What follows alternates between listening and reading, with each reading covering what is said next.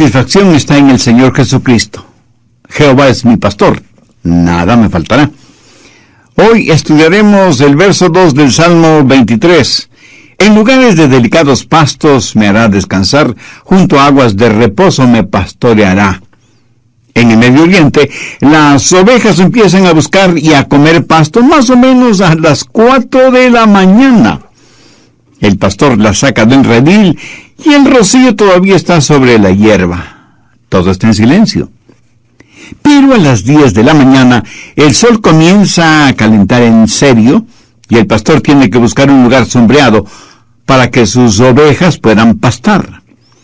A las 11 de la mañana, el sol es insoportable y el pastor buscará una cueva, una gruta, para sus ovejas y para él mismo, en donde permanecerán por 3 o 4 horas, tiempo que las ovejas lo utilizan para rumiar su alimento.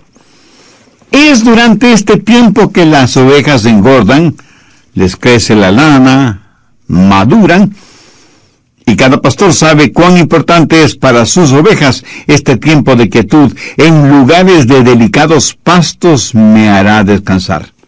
¿Cómo enfrenta o maneja usted las tensiones de su vida?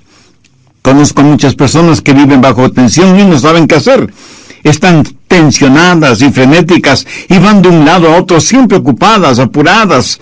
Hasta piensan que algo no está bien cuando se encuentran en un oasis de tranquilidad.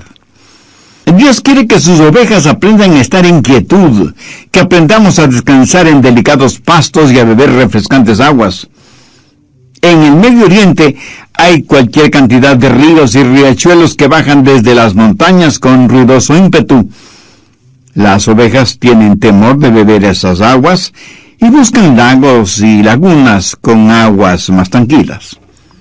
Por eso David dice, en lugares de delicados pastos me hará descansar, junto a aguas de reposo me pastoreará. ¿Sabe por qué usted vive tensionado? Porque es como una oveja. En el Salmo 100, verso 1 leemos, pues los suyos somos y ovejas de su prado. Esa es la descripción que Dios hace de nosotros. Somos ovejas de su prado. Y aunque desde el punto de vista humano no nos gusta que nos comparen con una tonta oveja, pues Dios lo hace. Para este mensaje tuve que investigar minuciosamente acerca de las ovejas y descubrí varias cosas. Entre ellas, las ovejas son en realidad bastante tontas. ¿Has sabido de algún circo que presente como atracción principal a ovejas entrenadas para hacer algo? Seguro que no. En un circo usted podrá ver a caballos, tigres, leones, elefantes, focas, pájaros y aún ratones y cerdos amaestrados, pero no ovejas. Las ovejas pues no se distinguen por ser inteligentes. Y algunos de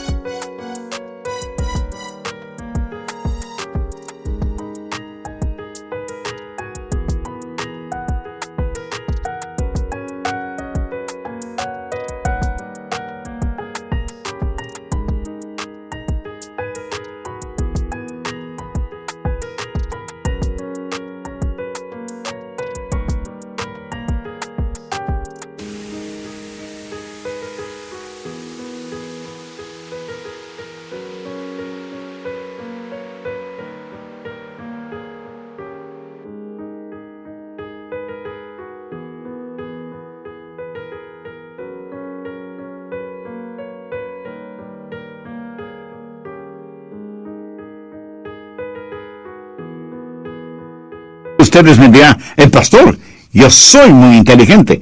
Me gradué con las más altas calificaciones. Mi amigo, felicitaciones. Pero no me parece muy inteligente cuando usted no puede distinguir entre lo académico y lo espiritual. Permítame ilustrar este punto. Nicodemo fue un hombre muy inteligente, un maestro fariseo de prestigio e influencia. Pero escuche lo que Jesús le dijo. ¿Eres tú maestro de Israel y no sabes esto? ¿Se da cuenta? Intelectualmente Nicodemo sabía mucho, pero espiritualmente era un ignorante. Y en el campo espiritual todos somos como ovejas. Pero las ovejas no solo son tontas, sino que además no pueden defenderse. Otros animales pueden defenderse bastante bien.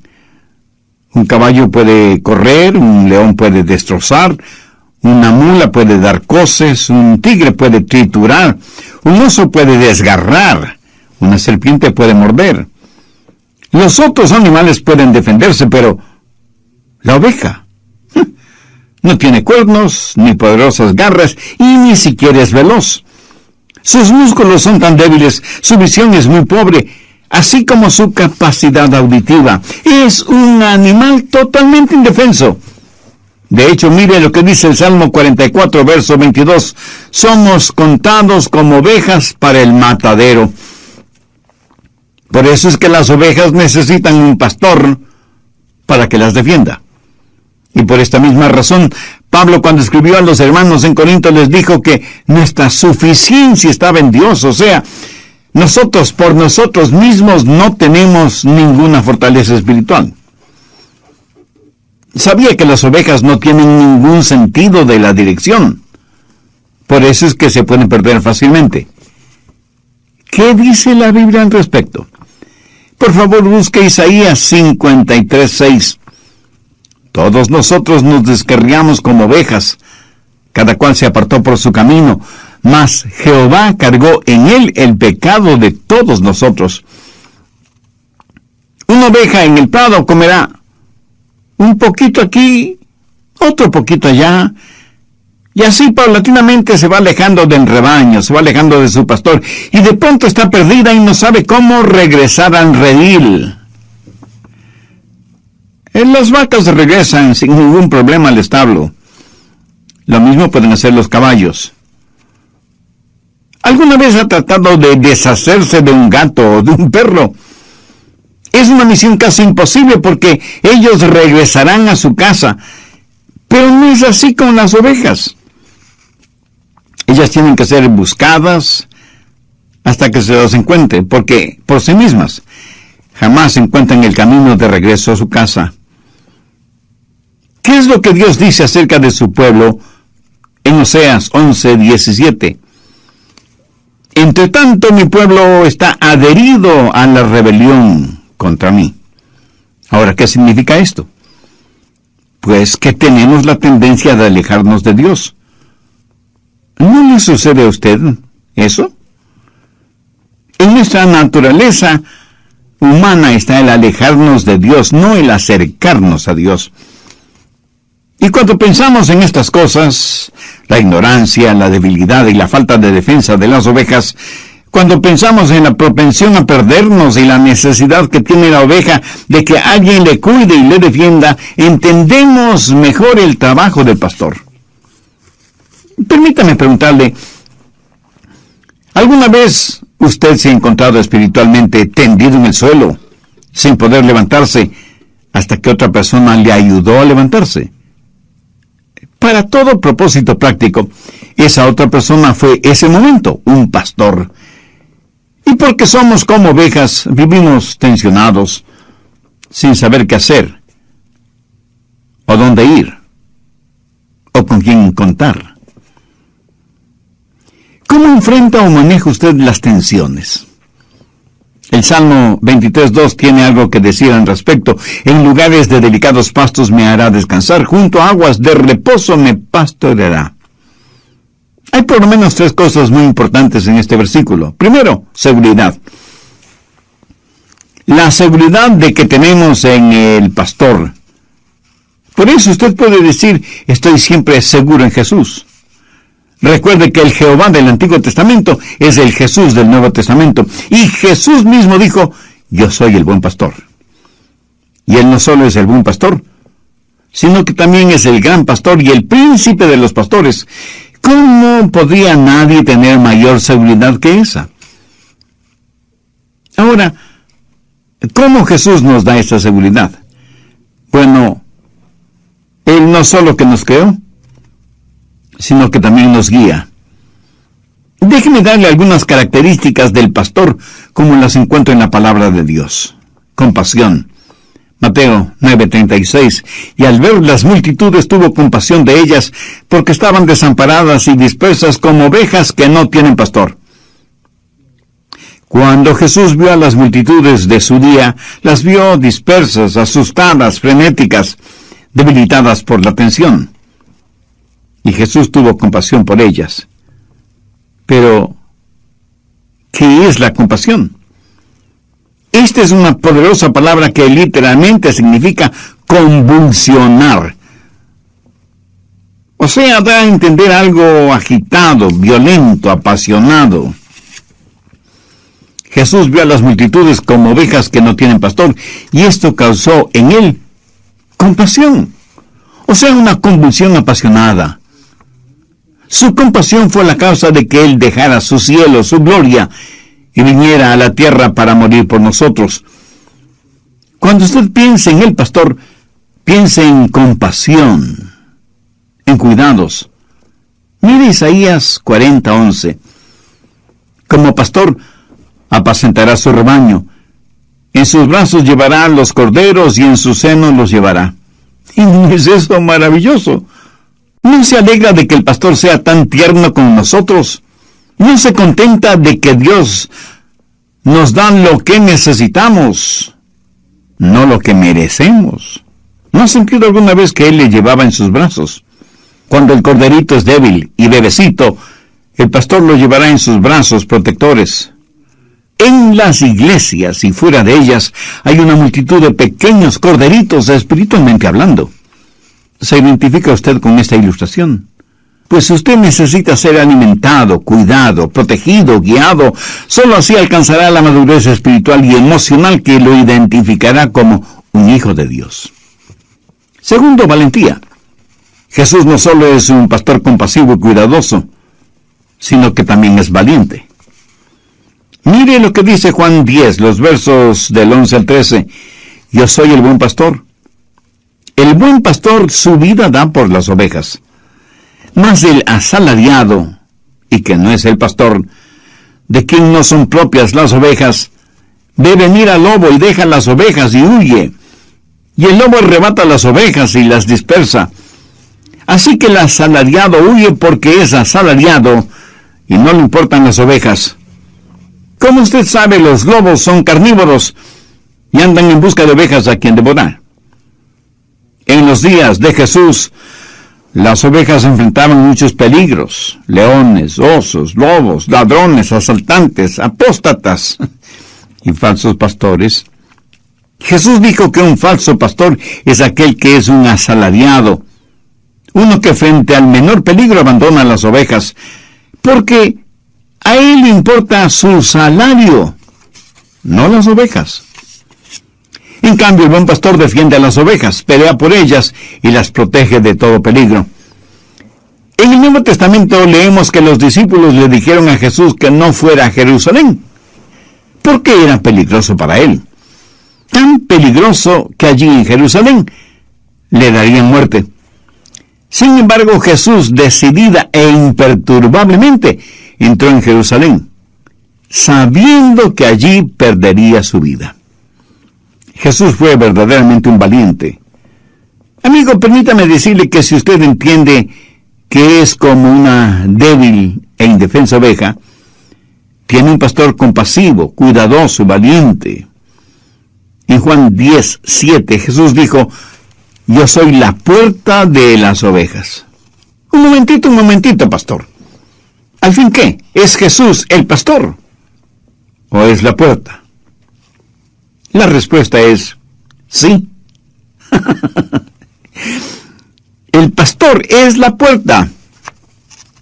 En esos días los pastores construían con piedras un muro alto, lo que podría ser considerado como un redil, que servía de defensa para las ovejas. Las ovejas entraban al redil por un pequeño hueco en la pared de piedra, lo cual facilitaba que el pastor pudiera contarlas. Luego, el pastor se acostaba bloqueando ese hueco. Así, ni hombres ni animales podían salir o entrar sin que el pastor lo supiera. ¿Lo entiende? El pastor era la puerta.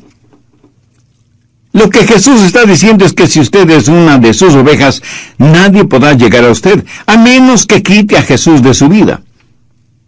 Por eso Jesús dijo, mis ovejas oyen mi voz, y yo las conozco, y me siguen, y yo les doy vida eterna, y nunca perecerán.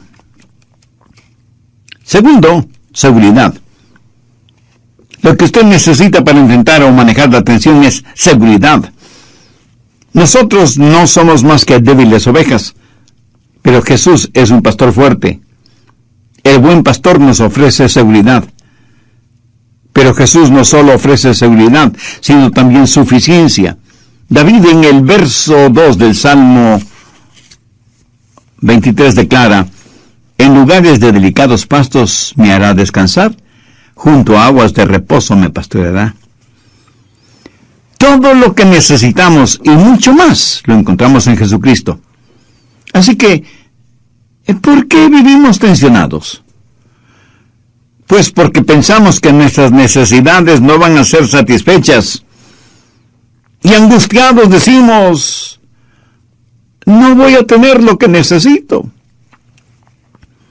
En el Evangelio de Mateo, capítulo 10, verso 25, Jesús dijo, por tanto os digo, no os afanéis por vuestra vida, qué habéis de comer o qué habéis de beber, ni por vuestro cuerpo, qué habéis de vestir.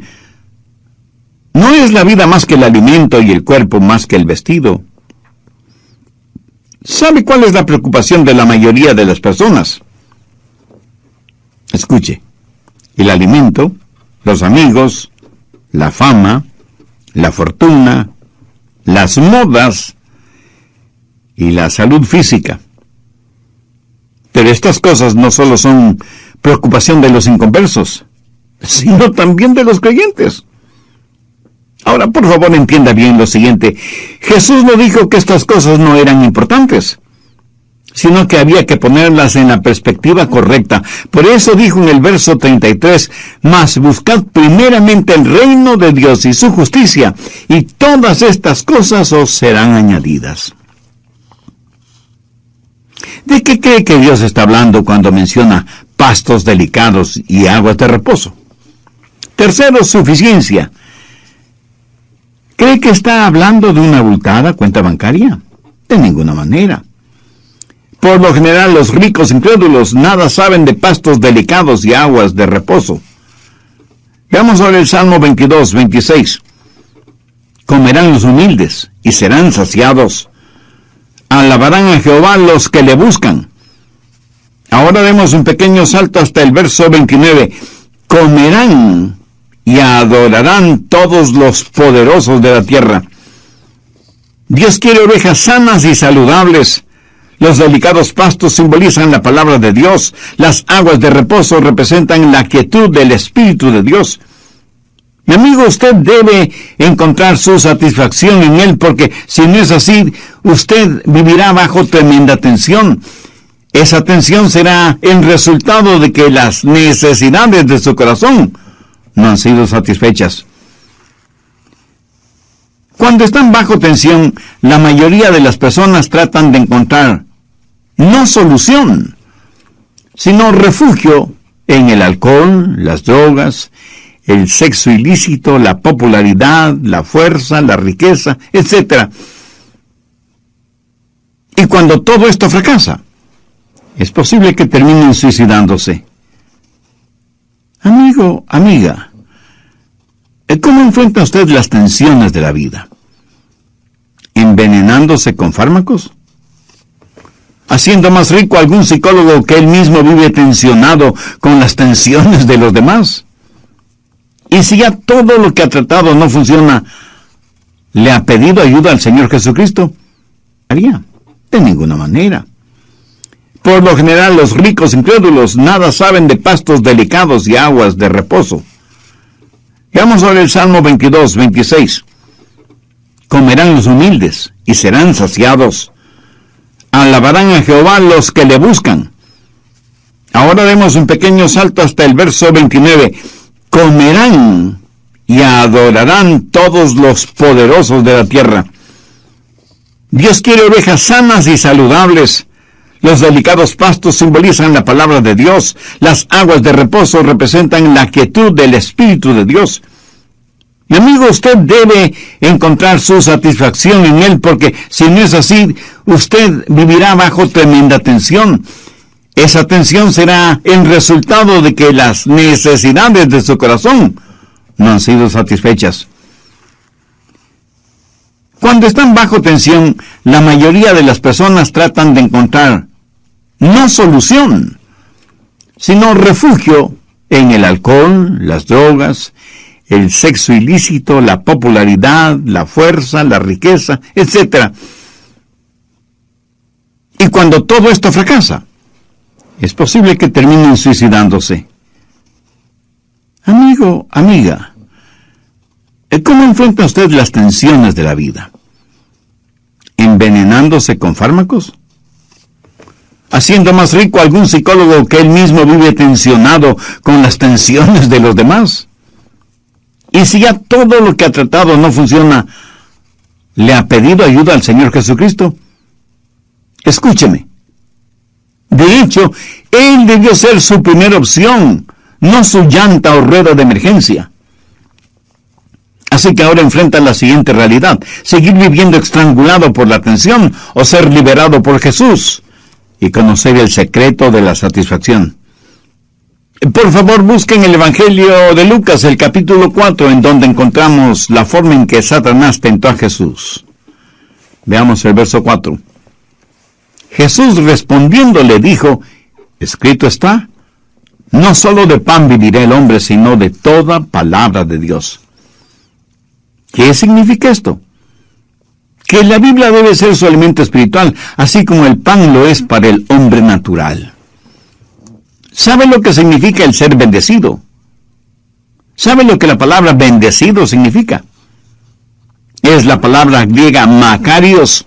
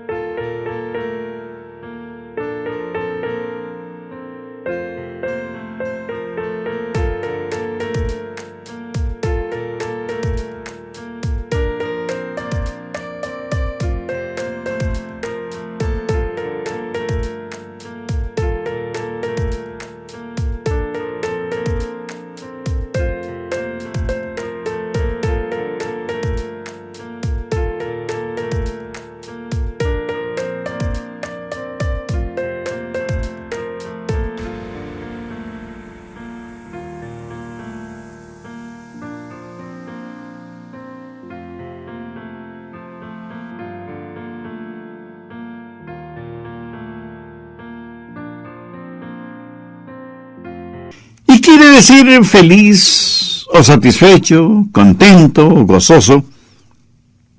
Piense en esas palabras cuando lean las bienaventuranzas. ¿Qué es lo que Jesús dijo en Mateo 5:6? Bienaventurados los que tienen hambre y sed de justicia, porque ellos serán saciados. En nuestros días, ¿a cuántas personas conoce usted que tengan hambre y sed de justicia? Que tengan hambre por la palabra de Dios y sed por el Espíritu de Dios. Ahora permítame hacerle una pregunta. ¿A cuántas personas realmente felices conoce usted? Estoy seguro que no muchas. Jesús no dijo que serán bienaventurados los que buscan la felicidad, sino los que buscan la justicia. Las personas más infelices que conozco son aquellas que están tratando de encontrar la felicidad. Paradójico, ¿no le parece casos? Es una tragedia. Trabajar solo para ganar un salario, mas no porque ese trabajo le llene de satisfacción, produce trabajadores infelices y trabajos de muy mala calidad. Es una cosa extraña.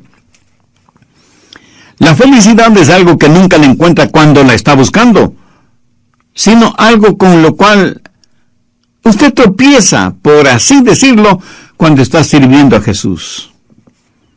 ¿Sabía que la felicidad es un subproducto de la justicia? ¿Sabe de dónde proviene la felicidad? pues de tener comunión con Dios. La infelicidad proviene del egoísmo centrado en el pecado que rompe la comunión con Dios. Y Él lo ha diseñado así. Dios le ama de tal manera que ha puesto en usted un muy delicado instrumento que no le permitirá ser feliz sin Jesús. Esa es la razón por la que Dios le dijo a Adán y Eva allá en el jardín del Edén: maldita será la tierra por tu causa. Note que no le dijo maldita será la tierra por tu justicia, sino por tu causa. Y le dijo algo más: espinos y cardos te producirá. ¿Por qué?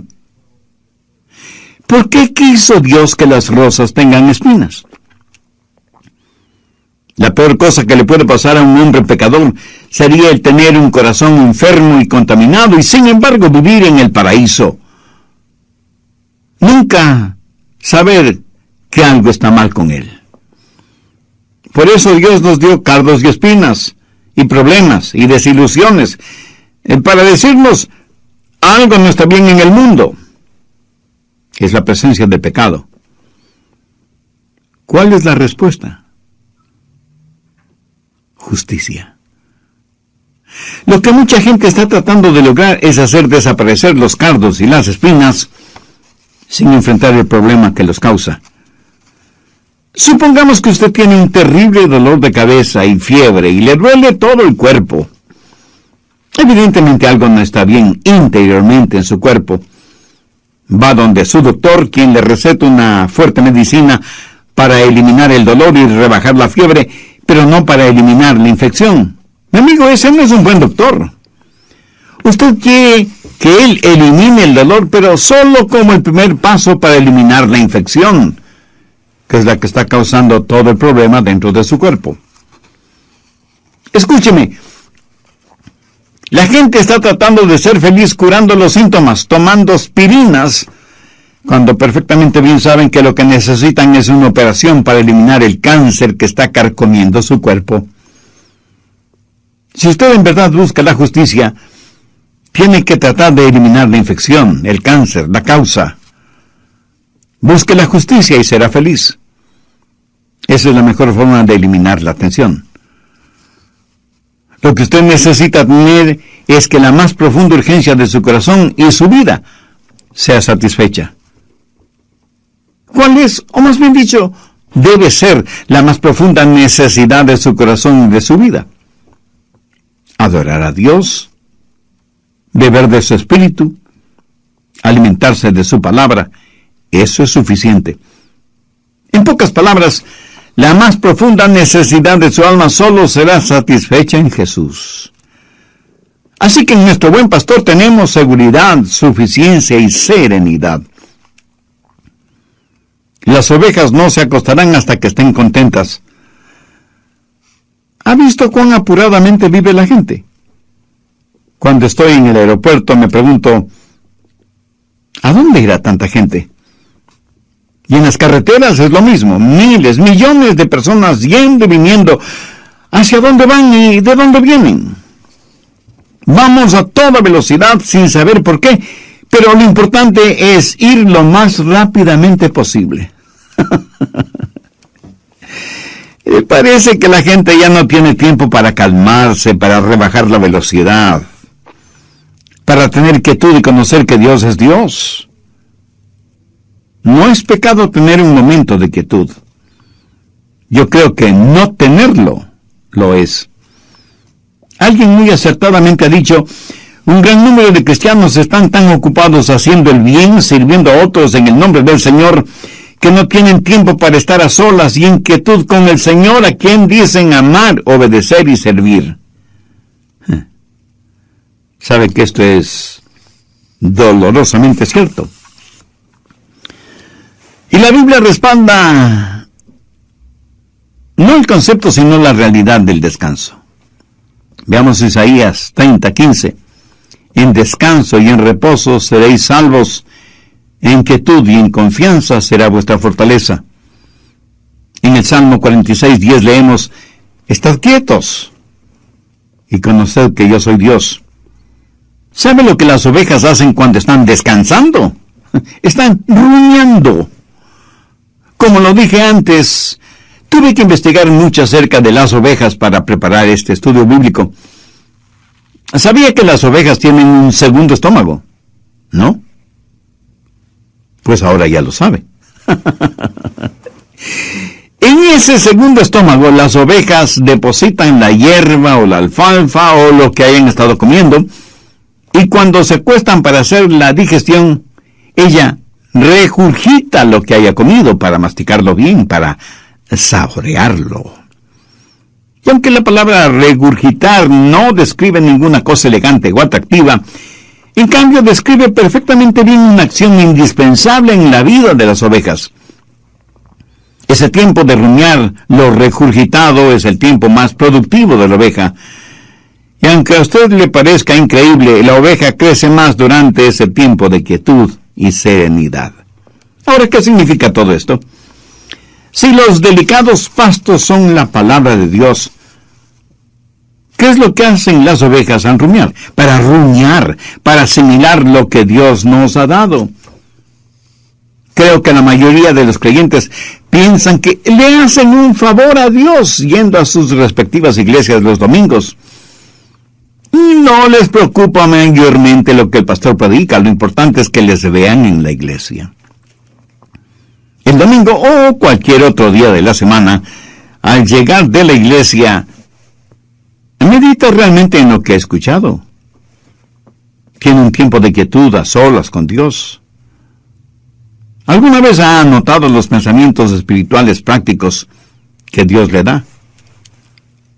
¿Sabe que la mayoría de los temas que predico Dios me los da después de haber leído su palabra y haber meditado en ella? Y hago énfasis en eso, haber meditado en ella. Si usted espera que Dios le revele algo, entonces siempre debe tener a mano un cuaderno o una libreta para anotarlo. Pero el problema es que muchos dicen estar pero tan ocupados que no tienen tiempo para nada, menos para Dios. Meditar en la palabra de Dios, eso es perder el tiempo. Usted no tiene tiempo para perderlo meditando. Y por tratar de sacar el mayor provecho de la vida, terminará perdiéndola. Algunas veces escucho el consejo que les dan a los jóvenes, especialmente durante la graduación en colegios y universidades, y les dicen: ganen todo el dinero que sea, mientras sea honestamente. Suena positivamente impresionante, ¿verdad? Mi amigo, siento desilusionarle, pero ese no es un buen consejo, porque si se dedica a ganar todo el dinero que pueda, usted no podrá hacer nada más.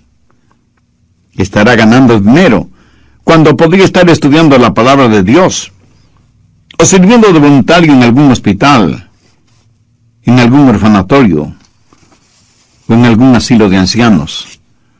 Por favor, no me malentienda. No estoy en contra de ganar dinero. No estoy en contra de tener un negocio honesto. No estoy en contra de, si hago una inversión, tener una ganancia justa delante de Dios y de los hombres. Lo que quiero dejar en claro es que debemos tener nuestras prioridades en orden y tener la susceptibilidad para entender qué es lo que Dios quiere hacer con cada uno de nosotros. David reconoció que antes de ser afligido se había desviado de los caminos del Señor. Y en el Salmo 119:71 dice: bueno me es haber sido humillado o afligido, para que aprenda tus estatutos. ¿Cuál es su reacción, mi amigo? ¿Qué opina usted al respecto? ¿Aprendemos algo de nuestras aflicciones? ¿Nos acercan ellas a Dios o por el contrario, con cada aflicción crece nuestra rebeldía? Aún en nuestra vida común y corriente, a veces nos encontramos con rótulos o avisos que dicen: pare, deténgase, ceda el paso, derecho de vía, una sola vía, prohibido estacionar, doble vía, etcétera, etcétera. Estos avisos no son para privarle a usted de su libertad, sino para que usted sepa bien cómo usarla. ¿Quiere usted saber qué hacer o cómo enfrentar la tensión? Entonces, escúcheme, por favor. Desacelere su vida. Descanse, tenga quietud. Recuerde que una oveja que está tensionada no produce nada, ni lana, ni crías. No produce absolutamente nada. Ya sabe cuál es la cura para la tensión. Jesucristo. En él usted encontrará seguridad, suficiencia y serenidad. Como David, puede usted decir: Jehová es mi pastor. Yo anhelo fervientemente que sí. Oro para que usted tenga a Cristo en su corazón como su Salvador y Señor. Y esa decisión la puede hacer ahora mismo, no importa dónde esté. ¿Cómo? Diciendo una sencilla oración. Pero ore con fe, con sinceridad, depositando toda su confianza en Dios. Recuerde que Dios le ama y quiere perdonarle, y en Jesucristo quiere darle vida abundante y eterna. ¿Cómo? ¿Que no sabe cómo orar? Mi amigo, ese no es ningún problema.